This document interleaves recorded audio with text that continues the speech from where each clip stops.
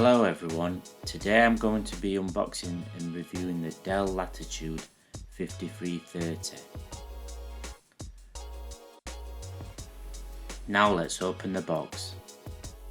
Dell have changed the packaging recently and are using 100% recycled materials, which is great to know.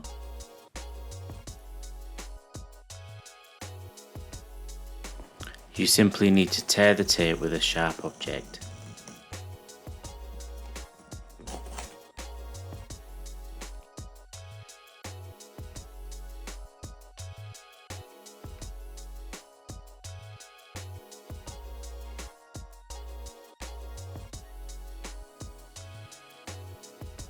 As you can see, the laptop comes in a nice fabric pouch. Let's have a look at the accessories in the box first. You have a lightweight 65 watt Type-C power adapter,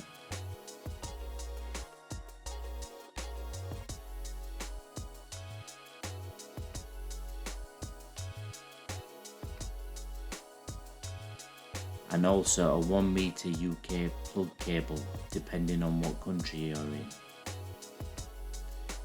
If I take out the laptop, underneath there is a manual.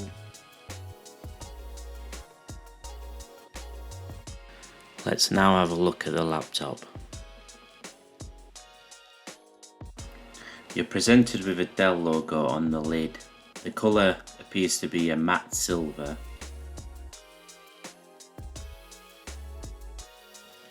It doesn't feel premium and a little plasticky.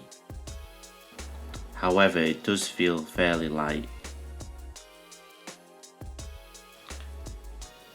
I'll go through the specifications of this laptop and the options that are available. We'll start with the display.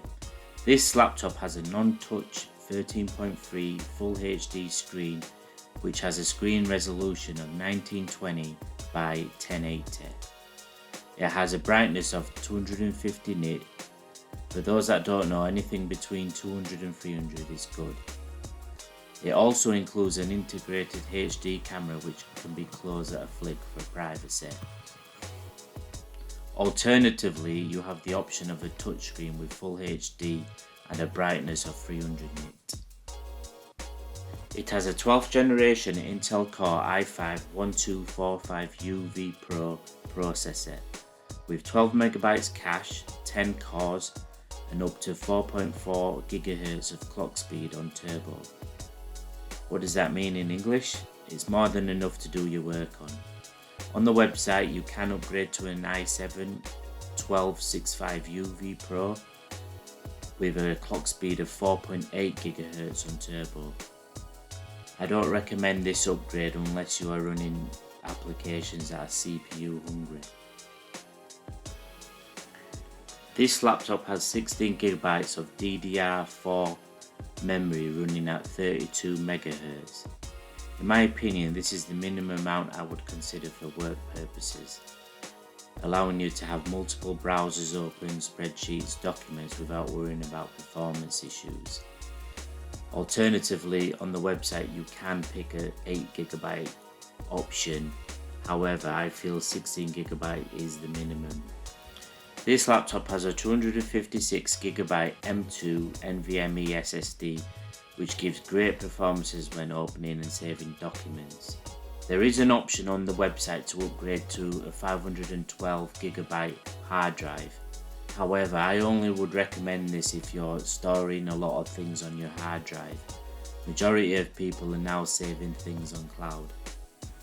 The graphics card is an integrated Intel Iris Xe, which is more than enough to play videos, browse, even the odd basic games as long as it's not GPU intensive.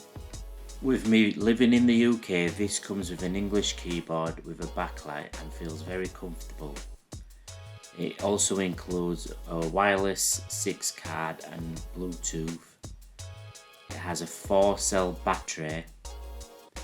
The laptop weighs 1.2 kilograms or just over 2.5 pounds. This particular spec that I have comes to just over £1,000, which is almost $1,300. However, if you're a business, you can potentially buy this with greater discounts if buying in quantity. This can often be as much as £200 or around $250.